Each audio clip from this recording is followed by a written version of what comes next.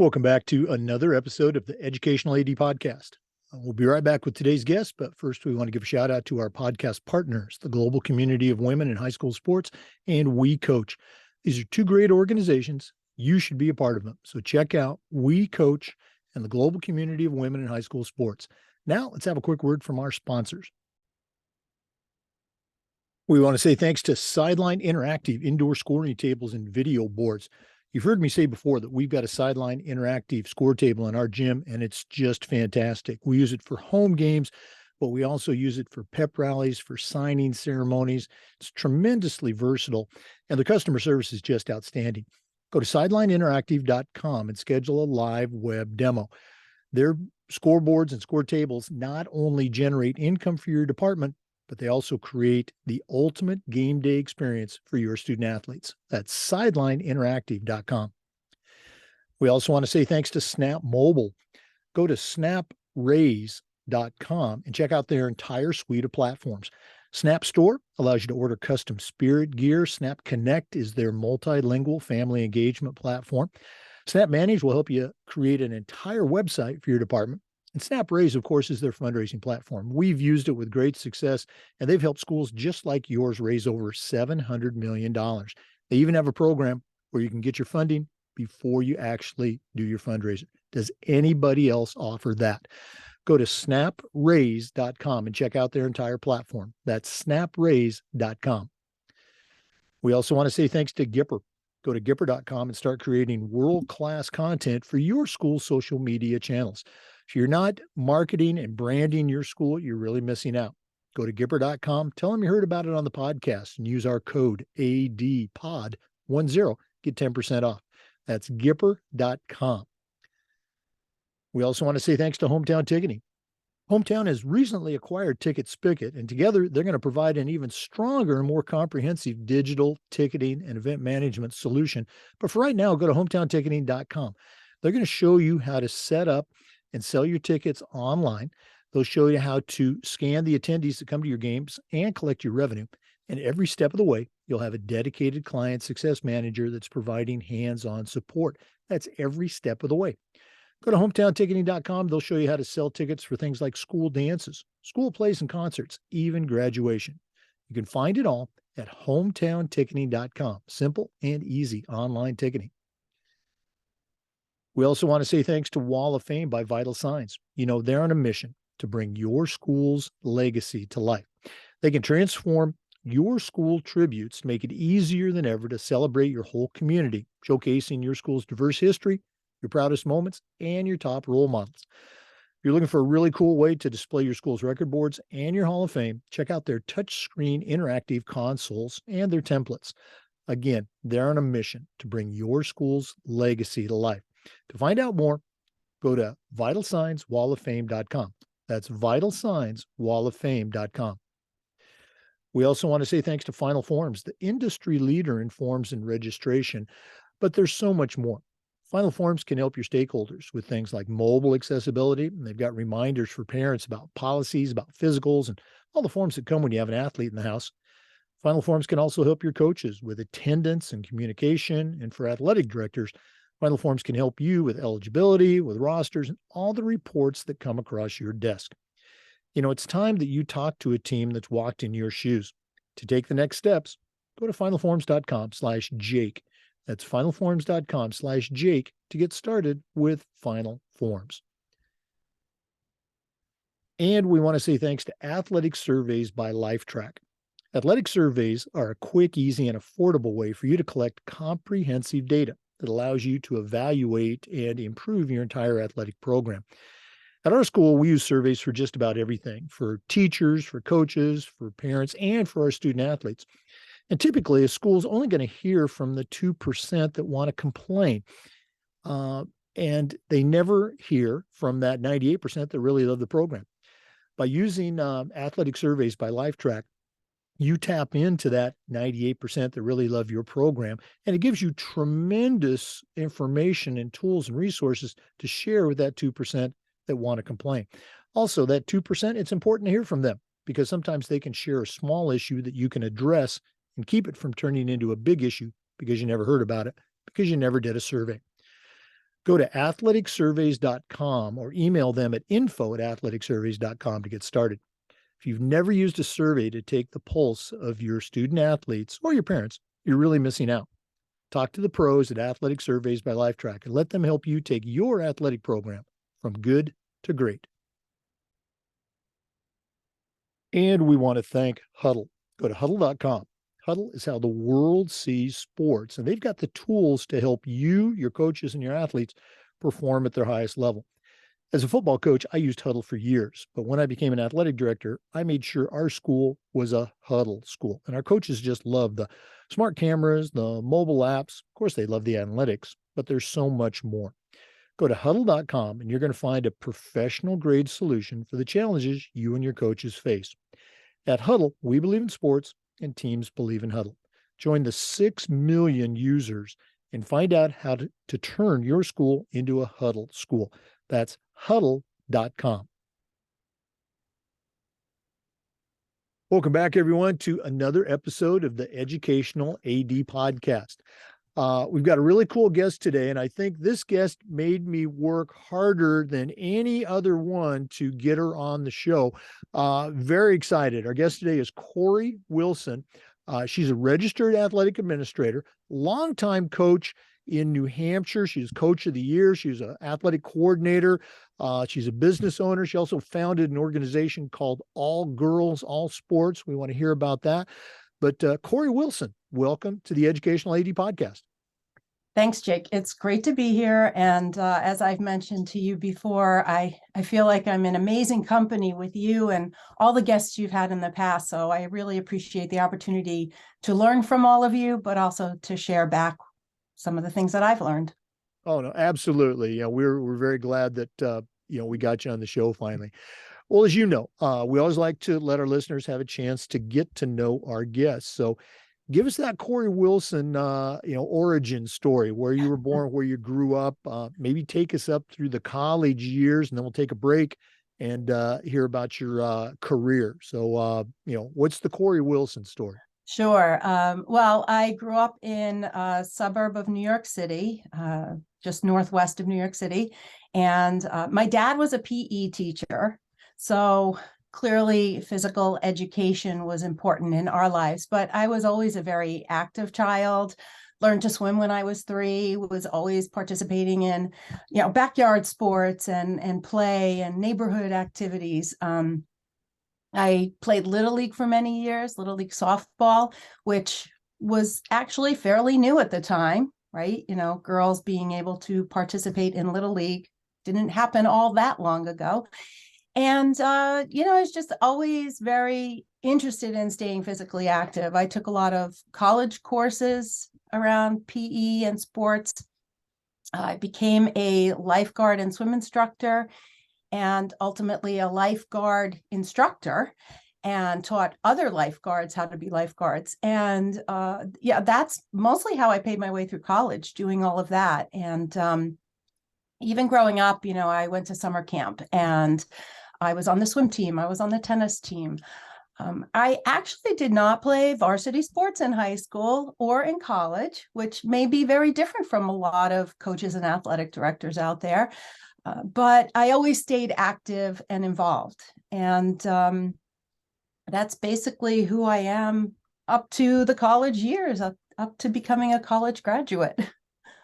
Yeah, it's probably not as unusual as you might think. The theme that I got out of that was, the love of sports and just, and participating and doing a variety of sports. Let's go and jump into that early career. So, obviously very successful as a volleyball coach. How did you get on that path? And obviously that led you to becoming an athletic director too. Well, actually, it's the opposite, believe it or not. And my path was a little less traditional.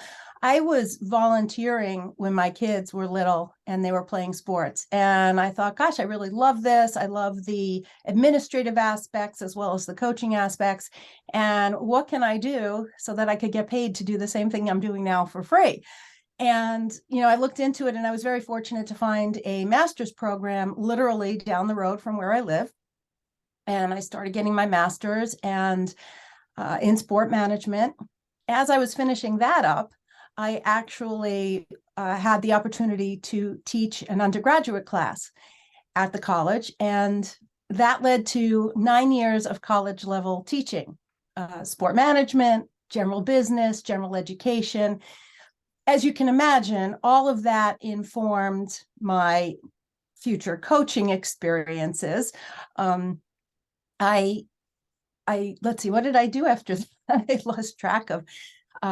So during that time frame, I was a middle school athletic director, which, very part-time job, even though it's a full-time job. And I did that for a while, and then I left the teaching because I really wanted to pursue an athletic director position, and I did do that for a short while. And I turned my attentions back to coaching. And I coached 4 years, the last 4 years, 4 years of volleyball and 2 years of tennis, all girls, at the high school. And I was fortunate. One of the things that we often hear is paying your dues and working your way up through the coaching ladder, volunteering, being an assistant, being a JV coach, being a varsity coach. I went straight to being a varsity coach. But the reason for that is, this is a school where my children graduated from. They knew me well. They knew my ethic. They knew my abilities. And they knew that my heart was also in the right place in what we wanted kids to achieve through high school athletics. So I jumped right in and was the head coach. I selected an amazing JV coach who was with me for volleyball. And then the last 2 years, when I saw that there was no coach for girls tennis, which after a spring season off from the pandemic, things kind of fell apart. So we wanted to reinvigorate that program. So I said, well, I'll do that. I would say I volunteered to do that, but it did come with a stipend. Most high school coaching positions come with stipends and are really volunteer positions. Let's put it that way, right? So that's what I've been doing. And yes, both myself and my JV coach were coaches of the year at our respective levels in our respective divisions in New Hampshire for the fall of 2021. It's something that I'm quite honored by, that my peers selected me for that. But at the same time, nothing's possible without the help of other people. I'm not coach of the year because I did it by myself. I am because of the results of the efforts and the results with both the student athletes and with my coaching staff and admin. So, yeah. Well, you bring up a very good point, and I share this many times. In my career, I was very fortunate to pick up a couple Coach of the Year honors. But I always say, as a coach, I was smart. I was smart enough to surround myself with great assistant coaches. I was smart enough to be at a school where we had great kids and great support. So, I helped a little bit, but, you brought up that point, going out and hiring that great JV coach, Right. Who I assumed assisted a little bit of the varsity level too. Oh, absolutely. Absolutely. For our listeners, our guest today is Corri Wilson. She's a registered athletic administrator, longtime coach, and athletic coordinator in the state of New Hampshire. We're going to take our first break, but we'll be back with some more. This is the Educational AD Podcast. We want to say thanks to Sideline Interactive for their support of the podcast. You've heard me say before that we've got a Sideline Interactive indoor score table in our gym, and it's just fantastic. We use it for home games, of course, but we also use it for pep rallies, for signing ceremonies. It's tremendously versatile, and the customer service is just outstanding. Go to sidelineinteractive.com and schedule a live web demo. That's sidelineinteractive.com. We also want to say thanks to Hometown Ticketing, the leading digital ticketing provider to schools and colleges. Go to hometownticketing.com. They're going to show you how to set up and sell your tickets online. They'll show you how to scan the attendees that come to your games and collect your revenue. And every step of the way, you're going to have a dedicated client success manager providing hands-on support. That's every step of the way. Go to hometownticketing.com. They'll also show you how to set up and sell tickets for things like school dances, your school plays and concerts, even graduation. That's hometownticketing.com. Simple and easy online ticketing. Welcome back, everyone. Again, we're visiting with Corri Wilson, registered athletic administrator from New Hampshire. Corri, we always like to let our guests have the opportunity to give a shout out to some of the mentors that they've had. None of us get to where we're at on our own. The expression I use is, I still hear those voices of my mentors in my head. Do you have any voices that you still hear? I certainly do. I mentioned my dad was a PE teacher. My dad, it wasn't like anyone said growing up, you can do this. It doesn't matter if you're a girl. It doesn't matter if you're this or that or whatever.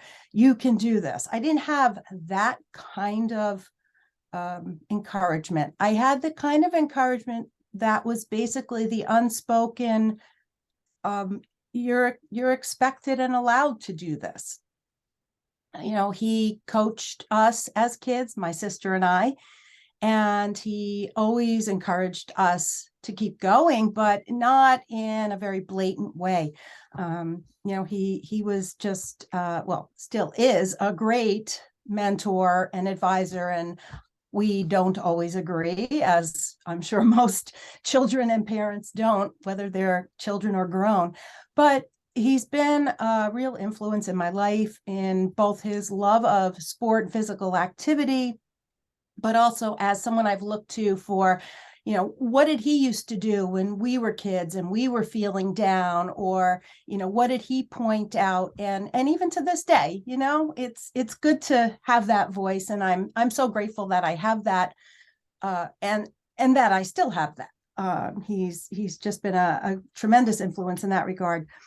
Someone else who I always think about is Doug Blaze. Doug is a professor of sport management at Southern New Hampshire University, where I got my master's. And while I had amazing professors and mentors overall, he stands out because he is the first person I met. He immediately said, hey, what do you want to do? Why do you want to do this program? How can I help you? Here are some ideas. And he really guided me in that. As that relationship grew, as his student, but then eventually as his colleague teaching there, and now to this day, his friend, which I appreciate so much. He's always been sort of a foil to my personality. It's great to have people who get you, but are different from you. And he's always been that person. He knows I'm more reactive. I'm a little more high maintenance. I get a little irritated at times more quickly. He's always been sort of that calm, peaceful voice to say, okay, but let's bring it down and talk about it, without making me feel bad, without ever correcting my behavior or my feelings. Clearly, as a practitioner, he has tremendous knowledge, and he's always imparting that on me. But I've really, really come to appreciate that. And, many times I will say the same thing I say about my dad. If I were to call Doug, what would he tell me? And I don't usually have to call him because I already know. And then another person who I know you know very well is Carol Dazabrin here in New Hampshire. Retired athletic director of our state athletic director association, and just an amazing role model, both as an AD and as a woman in the field in particular. I learn a lot from her, and I like being around her. I feel like I get a lot of positive stuff, a lot of good vibes, and I've just learned so much from her over the last few years. And yeah, I would say those are the three key people right now that I think about. Again, I just love to hear the stories and the impact that they've had on our guests. And, we just did an interview with Carol and her two co-authors, tri-authors of her new book that's going to be airing soon on the podcast. So very cool. It's always nice to hear those connections. Yeah. Let's talk a little bit about NIAAA. You're a registered athletic administrator. Mm-hmm. That doesn't happen by accident. You have to, join the National Association. You have to take those courses. So talk a little bit about how you first became aware of, you mentioned the New Hampshire Association. How did you become aware of that? How did you become aware of NIAAA and maybe some reflections of taking those LTI courses? Sure, sure. That's great. I have always been a proponent of professional development, and that can be formal or informal. And I've always looked for opportunities. And while I was in my master's program in particular, I took advantage of everything I could. And as a family, we built into the cost of my degree the fact that I wanted to do a lot of things. And, some of those things would cost money. And I've had amazing experiences because of that and made incredible connections because of that. So money well spent. Like most ADs, your school doesn't always cover those things.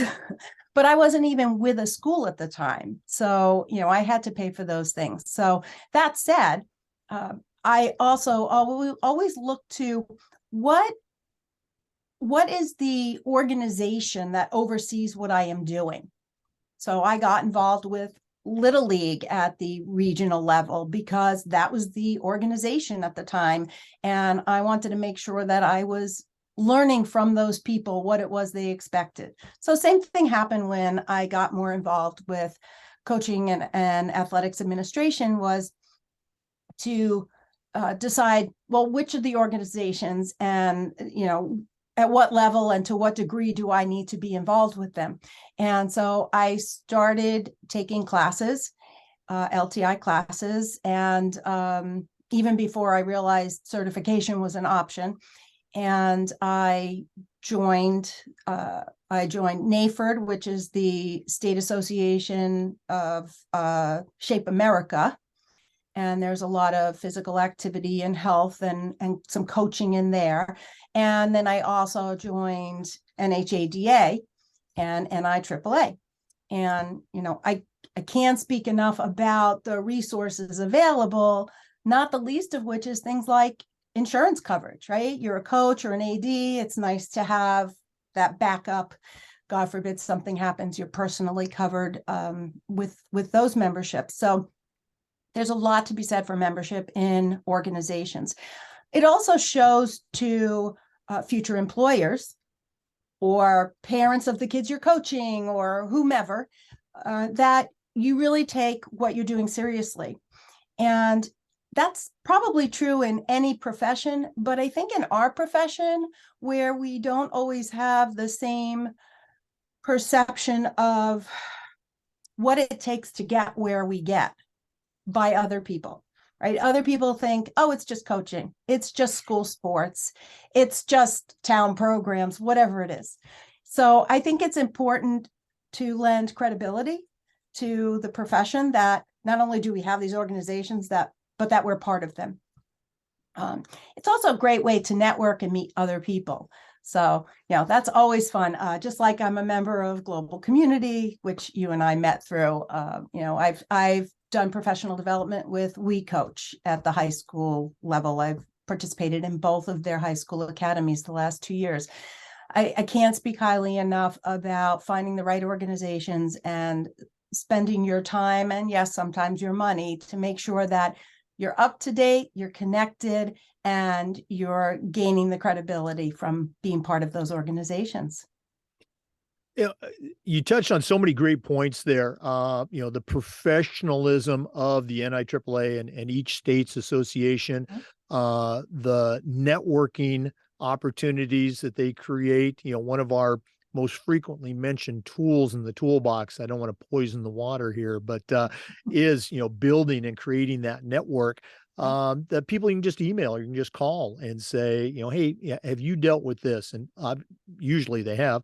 How would you do that? I remember you and I, we're talking about some different issues, via email and then, over the phone. So it's just, again, I think that might even be more valuable than the whole professional development aspect is the networking. Thanks so much for sharing that. Sure. Once again, for our listeners, our guest is Corri Wilson, registered athletic administrator, longtime coach and athletic coordinator in New Hampshire. We're going to hear a little bit more about some of the things that she's done professionally. But first, let's take another break. This is the Educational AD Podcast. We want to say thank you to Vital Signs Wall of Fame. You know, they're on a mission to bring your school's legacy to life. Vital Signs will transform your school tributes and make it easier than ever to celebrate your entire community by showcasing your school's diverse history and your proudest moments. If you're looking for a really cool way to display your school's record boards for all the teams, for all the events, as well as your school's Hall of Fame, go to vitalsignswalloffame.com and check out their interactive touchscreen video consoles and their templates. They're going to help showcase the very best that your school has to offer, both past and present. That's vitalsignswalloffame.com. You can also send them an email at sales@vitalsignswalloffame.com for more information. We want to say thanks to Snap Mobile. Go to snapraise.com, that's snapraise.com, and check out the entire suite of platforms that Snap Mobile has to offer. Snap Store allows you to order custom spirit gear for everybody in your program. Snap Manage will show you how to set up an entire website for the athletic department. Snap Connect is their multilingual family engagement platform. And of course, Snap Raise is their fundraising platform. We've used Snap Raise at our school with great success, and you can too. They even have a program where they will give you your money before you actually do your fundraiser. Does anybody else offer that? I don't think so. You can find it all at snapraise.com. That's snapraise.com. Welcome back, everyone, to the Educational AD Podcast. Corri, one of the things that you started is this program, All Girls, All Sports. You know, it's really cool. Can you share a little bit about what it is, how it got started, and maybe how our listeners can find out more about it? Absolutely. It's an interesting story. When I was in grad school, I was made aware of the National Girls and Women in Sports Day, which was an initiative by the Women's Sports Foundation. And I went to one of my professors and said, hey, let's do something here to, just celebrate that. And what would that look like? And I was a grad student. There was an undergrad student at the time who was also interested and coincidentally had just talked to that same professor. So the three of us got together, we figured it out. And long story short, we were going to do a Saturday morning clinic with a relatively healthy lunch and some interaction with the women athletes at the school and the coaches as well. And the goal was twofold. The immediate neighboring city is an inner city, a lot of lower socioeconomics, a lot of underserved population. But really, New Hampshire's a very small state, and there are a lot of areas around the state that fit that bill, as well as a lot of areas that have access and just love to play sports. So we did everything you can imagine associated with creating an event, all the administrative work, all the planning and notifying and getting the word out, and very grassroots level.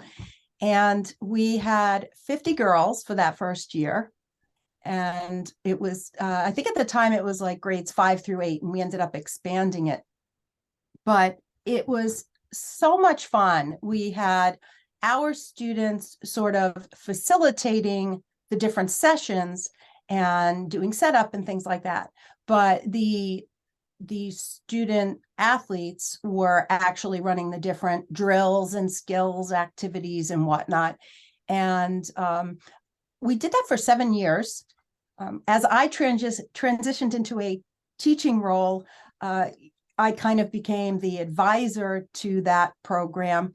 And we, like I said, we did it for 7 years. And we reached hundreds and hundreds of kids, most of them in the greater Manchester area where we were located.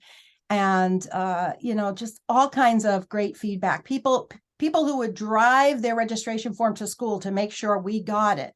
People who would say, oh, I can't do this. I think we were charging $5, a nominal fee. And they got a shirt and they got lunch, and, people who would say, I can't do this. I said, no problem. You're all set. And it was the idea wasn't to make money. The idea was maybe to just cover our costs.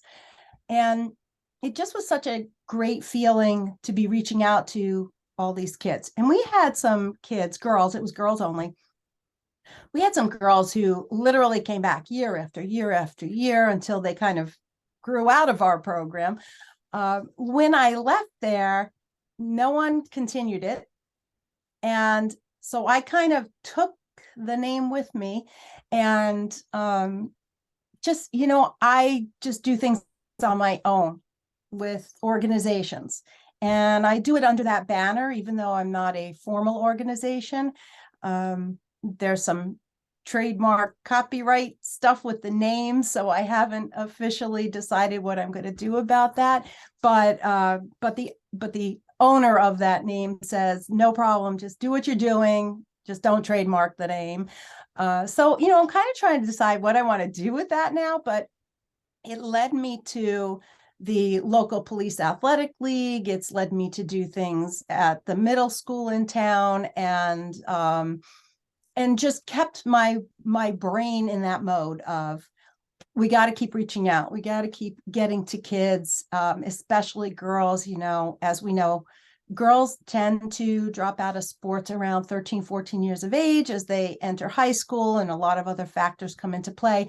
And kids in general nowadays, we do know there are very real obstacles to their health right now. And the more we can do, the better. So that's what that was about. But, at the same time that I was trying to figure out how to transition that into my, outside of the university life, I also got involved with the New Hampshire Governor's Council on Physical Activity and Health. It's a mouthful.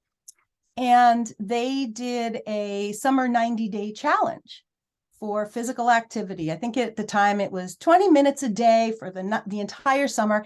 There were incentives and whatnot. And I kind of latched onto that and got involved with that. And I created a Facebook group for that. And I just invited all my friends, hey, do this with me. Let's do this together. Let's be active together. And it's grown. There are people on there. I have no idea who they are. They're part of the group. So something in there drew them in, but I don't know them personally. And I post all the time. And we actually transitioned it with some feedback from other people in the group to more of a healthy living group. And so, yeah, we still talk about challenges and physical activity, but we also talk about a lot of the other ways, healthy eating and mental health, which, of course, is big in the our industry, but everywhere now. And so I kind of feel like I'm not doing as much of all girls, all sports, but I've moved into a different realm of what I call brokering people with other people, brokering them with ideas and services, and just continuing to share ways to be healthier people, regardless of age. So that's kind of where that's at and where it came from. No, it sounds like both are great organizations and great ideas. And, as far as the copywriting thing, it's easy to say, hey, all girls, all sports is now, whatever Right. it is, come up with that new title. But sounds Yes. like a really cool way to, again, connect with, student athletes, young students, keep them involved, and morphing that from the high school or junior high school athletic experience to a lifetime of fitness and wellness and involvement. Very cool stuff. Absolutely. Corri, if one of our listeners wanted to reach out and pick your brain about, one of these organizations, or just, add you to their network, what's the best way that they can get a hold of you? Probably the best way is through a Gmail address. It's CORRIWILSON, and then the number 1 @gmail.com. So feel free to reach out. I am also on LinkedIn. You can reach me there, and it's pretty obvious who I am when you get there. There aren't too many CORRIs out there. So again, that email was Corri, CORRI Wilson 1. Okay. The number 1, the best, Corri Wilson 1 @gmail.com. And again, Corri is on LinkedIn. And if you follow the global community of women, she's a regular attendee on their monthly Zooms. And don't want to forget We Coach, both of whom are partners of our podcast. Very cool stuff. We're going to take another break, but we'll be back with some more. So please stay with us. This is the Educational AD Podcast. We want to say thanks to Huddle for their support of the podcast. Go to huddle.com. Huddle is how the world sees sports. At Huddle, you could be part of the 200,000 teams and organizations that use Huddle to help their athletes and their coaches perform at the highest level. As a football coach, I used Huddle for years, but when I became an athletic director, I made sure our school was a Huddle school. And our coaches just loved the tools that Huddle provides, the smart cameras, the mobile apps. Of course, they love the analytics, but there's so much more. Go to huddle.com and you're going to find a professional grade solution to the challenges that your coaches and your athletes face every day. At Huddle, we believe in sports and teams believe in Huddle. Go to huddle.com, join the 6 million users worldwide, and find out how to turn your school into a Huddle school. That's huddle.com. We want to thank Gipper for their support. Go to Gipper.com and see how athletic directors and coaches are creating world-class marketing content for their school's social media channels.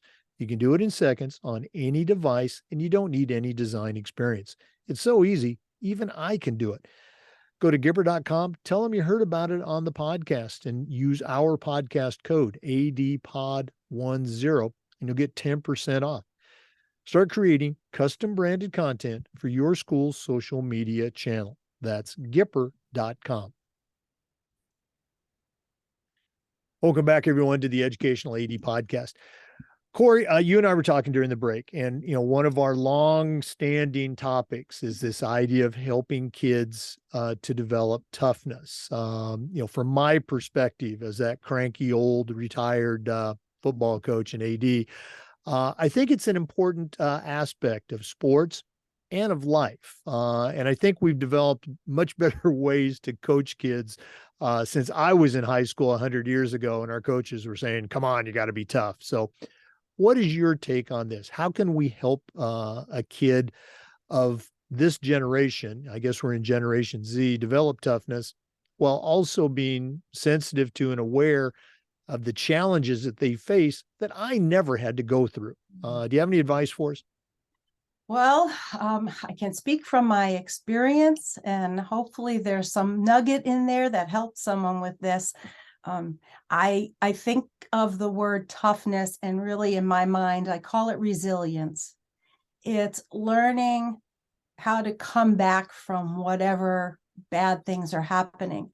And those bad things can be anything from a bad grade to a breakup or a fight with your best friend to, real serious stuff like homelessness, food insecurity, physical and mental abuse at home or elsewhere. And, there's a lot there. And I particularly have worked in a district where that may have been even a little bit more of a challenge for many of the kids.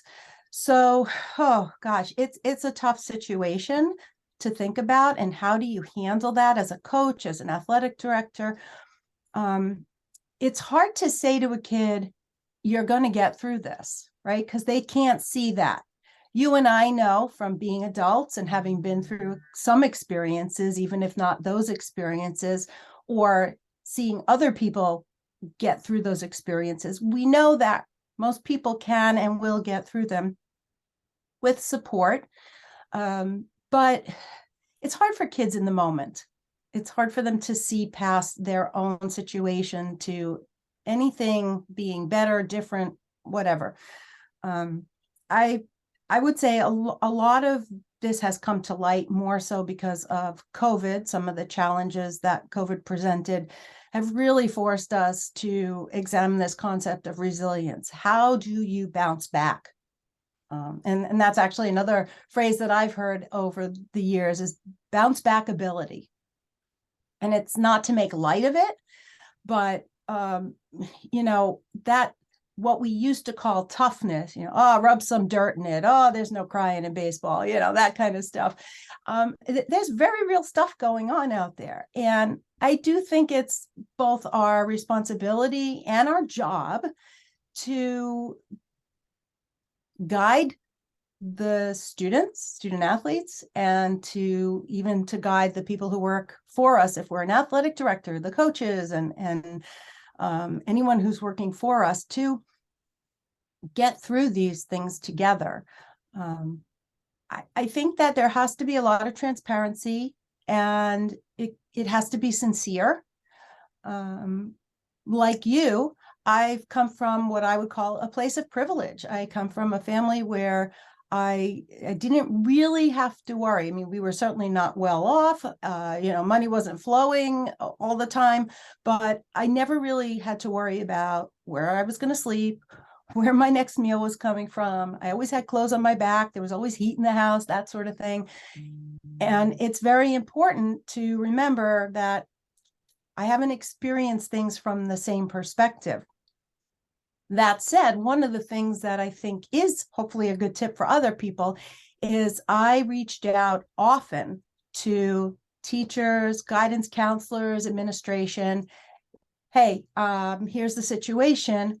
What would you do? What would you recommend I do? What is my role in all of this? Sometimes your role is merely to share with someone else that something is going on and it needs to be taken over by, we'll call it a bigger or larger perspective there. Or it may be something that they're already aware of and they can provide some feedback. All right, you have this kid who's constantly late to practice. How are you going to handle that? Why are they late to practice? Are they really lazy? Are they inconsiderate or just have no respect for anybody else? Most of the time, no, that's not the case. At least in my experience, it's, they have to go home and get some sibling off the bus and then get back to school, for example. So I think that really building that team of people around you and being part of the community, when you're a coach or even an athletic director, you're not always part of the everyday in-school activity. It depends on how the position is structured. And I know that while I know people, I'm not in school all day with these kids, so I'm not always seeing what they're going through. So I think it's just so important to, just think about, well, what are they going through? Take yourself out of it, because chances are really good it has nothing to do with you as their coach or AD, and find ways that you can help them. I mentioned transparency and sincerity. Kids know, people know when you're not being honest and genuine. And, I've said to kids, look, I don't know what's going on. And, you may decide it's none of my business, but if I can help and you want to talk to me, I'd like to help. And I think kids respond to that better than, the yelling, the screaming, or the constant, we'll call it punishment or consequences. There are consequences sometimes for your actions, but I don't just dole out consequences. It might be, hey, look, this is our policy as a team. If you're absent from practice the day before a match, you're not going to start in that match. And it doesn't even matter why, because you're just not there. And there's a practical reason for that. You didn't get to go over what we went over, right? But if you want to talk to me about it, if there's an extenuating circumstance, or if I can just help you in any other way, I'd like to be there to do that. I do believe that, like any role, not all coaches or ADs will gel with all the kids. That's to be expected. But if you can reach a few kids, if you're that person for those kids, then maybe you're the only person for those kids, and we just do the best we can with that. Well, you brought up so many great topics. I'm just going to focus on the one you just wrapped up with. As a coach, if you can be that one person, you're still the coach, but the kids, that we all do, but kids, they have so many things going on in their lives that we're not aware of, and they need that one person they can talk to. And if you can be that one person, be open to that. I remember 100 years ago when I was in high school, I had great coaches. I love my coaches, but to say that we had some kind of relationship beyond the sport and this coach and the athlete, there really wasn't. And it wasn't a bad thing. It didn't happen back then. Right. And life is different now. So again, great advice, Corri, great advice. We're going to take another quick break, but we're not done yet. So please stay with us. We're visiting with Corri Wilson, registered athletic administrator from New Hampshire. We're going to be back with some more. This is the Educational AD Podcast. We want to say thanks to Final Forms for their support. Final Forms is the industry leader in forms and registration for athletic directors, but they are so much more than that. Final Forms can provide your stakeholders with a lot of services, including reminders about policies, about physicals, and all the reports that come, all the forms that come when you have an athlete in the house. Final Forms can help your coaches with things like attendance and communication. And for athletic directors, Final Forms can help you with eligibility, with rosters, and all the reports that come across your desk. It's time that you talk to a team that's walked in your shoes. To take the next steps, go to finalforms.com/Jake. That's finalforms.com/Jake and get started with Final Forms. Welcome back, everyone, to the Educational AD Podcast.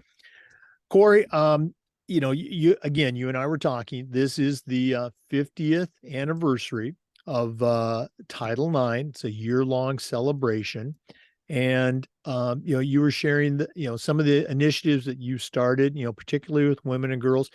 Can you share a little bit with our listeners, your perspective, your journey? I'm a little bit older than you, so I was in high school when Title IX kicked in back in '72.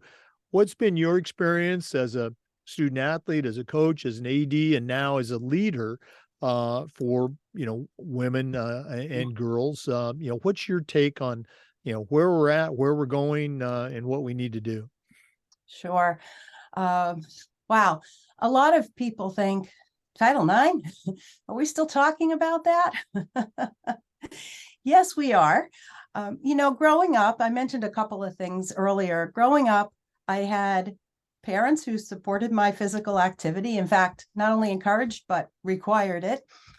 My town had Little League softball. I remember schools and community sports.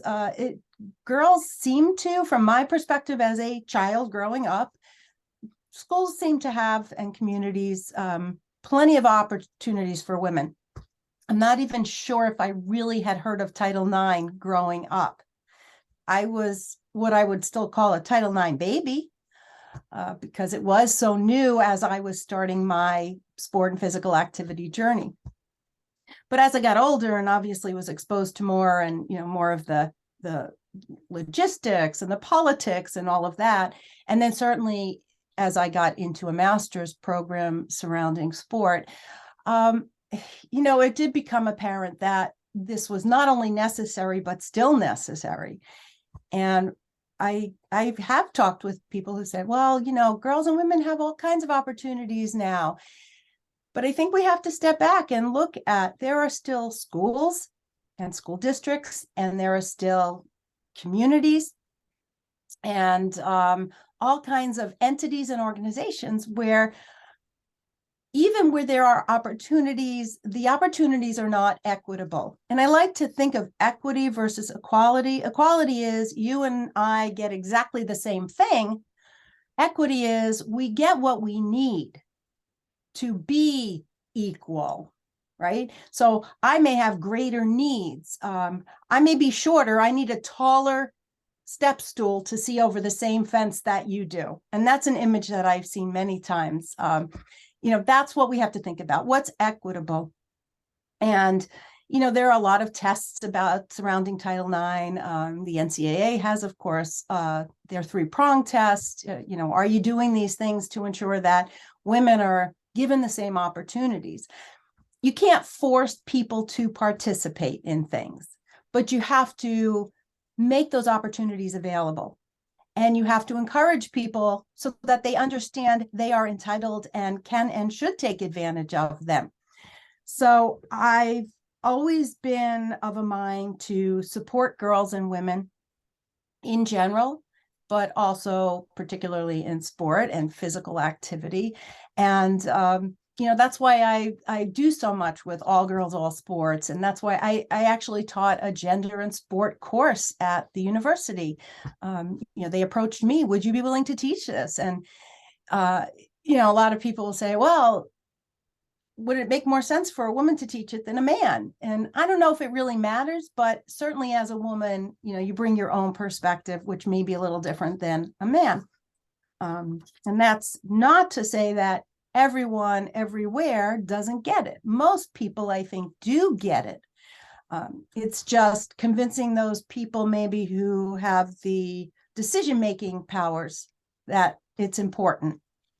It's everything from having the girls basketball team play at 4:30 and the boys basketball team play at 7 in prime time, to locker room space or, accommodations or allowances, anything where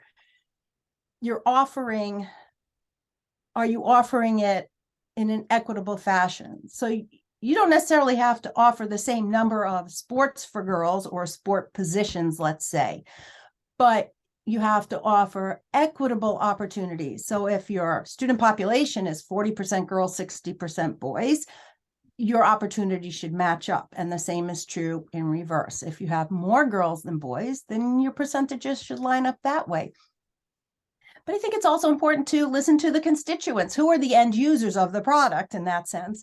And that's the students, right? The student athletes, or if it's in your town, same thing.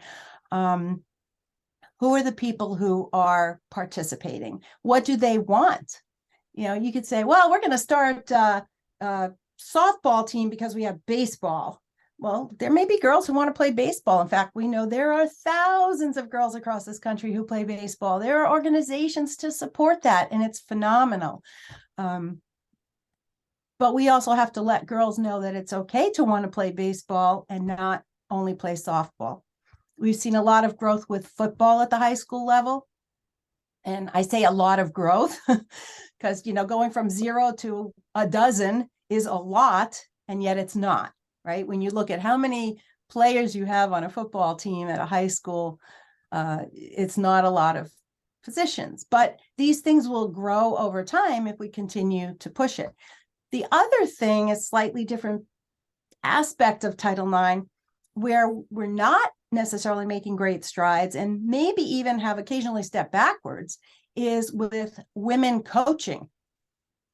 We know that when Title IX was enacted and all these women's teams began to be offered at all levels, what actually happened was a lot of men who weren't getting the jobs for the men's and boys teams suddenly jumped in and were getting those jobs and essentially placing out the women.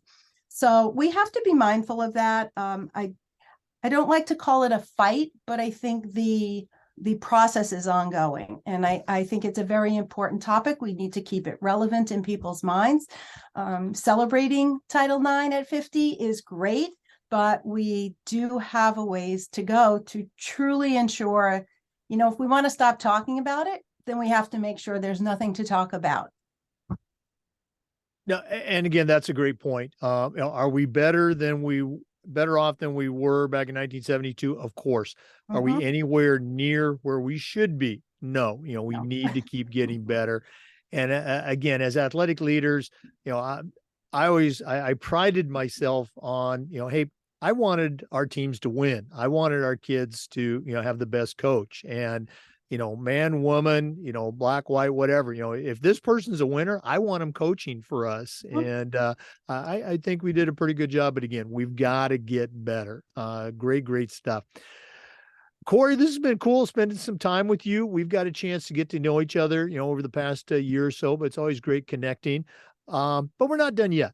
We always wrap up with the athletic director's Toolbox. You certainly know your way around the world of athletics, but we're going to take a quick break, hear from Athletic Surveys, who sponsor the Toolbox segment. And when we come back, we're going to find out what Corri Wilson is going to put into her new athletic director toolbox. Please stay with us. We want to say thanks to Athletic Surveys by Lifetrack for sponsoring the AD Toolbox segment of our podcast. At my schools, we use surveys for just about everything, for teachers, for coaches, for parents, and especially for our student athletes. And the information that came back is almost overwhelmingly positive, and it'll be the same for you. But the surveys also connect you to that squeaky wheel kid or squeaky wheel parent who many times will share a small issue that you can address and keep it from turning into a large issue because you didn't know about it, because you didn't do a survey. The surveys from Athletic Surveys by Lifetrack provide you with a tremendously valuable piece of information that you can share with board members or that squeaky wheel parent, that 98% of our parents, 98% of our student athletes, they love our sports. They love our coaches. And you really can't put a price tag on that. Go to athleticsurveys.com or shoot them an email at info@athleticsurveys.com to get started. If you've never used a survey to take the pulse of your student athletes or your parents, you're really missing out. Talk to the pros at Athletic Surveys by Lifetrack and let them help you take your athletic program from good to great. Well, it's that time of the podcast. We've been visiting with a good friend, Corri Wilson. She's a registered athletic administrator, longtime coach and AD in New Hampshire. But right now, I'm going to challenge her to send out a brand new athletic director on their very first job. But I'm only going to let her put 3 things in their toolbox. Corri, what 3 items are going to go into your athletic director toolbox? Oh, so hard to pick just 3, Jake. Okay. I'm going to cheat a little here. There's a double-sided coin of self-confidence and humility.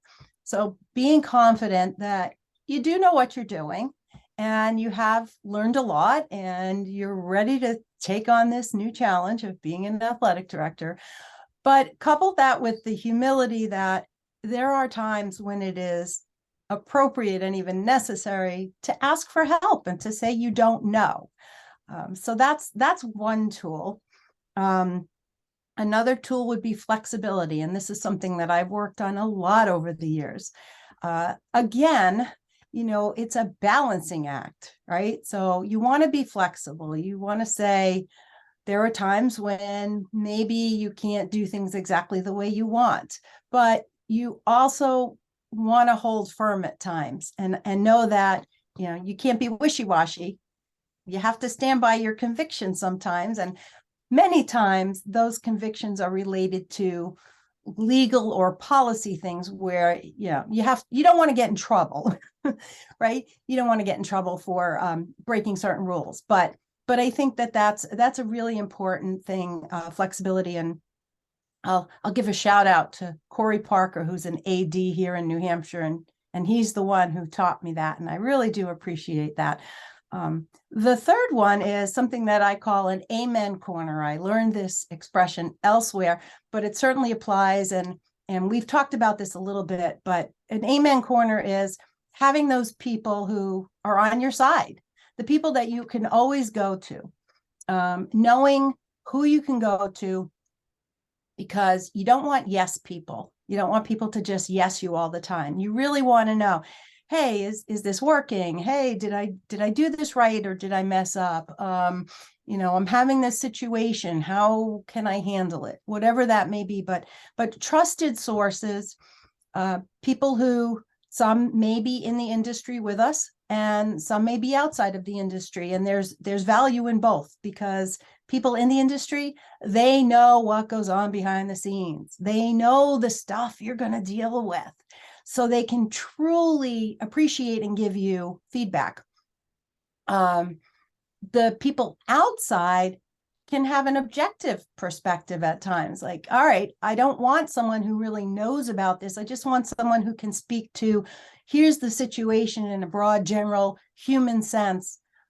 what can I do? How can I do better? And, sometimes you just want to vent, and you got to have people you can just vent to. So having that amen corner is so important. So those are the three primary ones, I would say. And in true athletic director fashion, you talked about that double-sided coin. You managed to squeeze in a couple extra tools there. I love it. Hey, Corri, if one of our listeners wanted to reach out and pick your brain, what's the best way that they can get a hold of you? Sure. Corri Wilson 1, the number 1, at gmail.com. And I am also on LinkedIn, and it's CORRI. Corri Wilson 1 at gmail.com. Thanks for sharing. And thanks for spending this time with us on the podcast. It's finally, like I said, it was finally great to get you on. You made me work hard, but it was definitely worth it. Well, I really appreciate it. And I didn't make you work hard because I didn't think you were worthy. You are amazing, and I really appreciate the opportunity. Thanks, Jake. Oh, again, you're too kind. For our listeners, remember we upload all of the Zoom recordings to the Educational AD Podcast YouTube channel. We appreciate you listening today. Come back just about every day for new content on the Educational AD Podcast, and we will see you next time. Corri, all the best to you for the 2023 year. Thank you. You as well. We'll see you next time. Thanks again for listening. Once again, we appreciate you listening today. Thanks to our partners, the global community of women in high school sports, and We Coach. Thanks to all of our sponsors, and we'll see you next time on the Educational AD Podcast.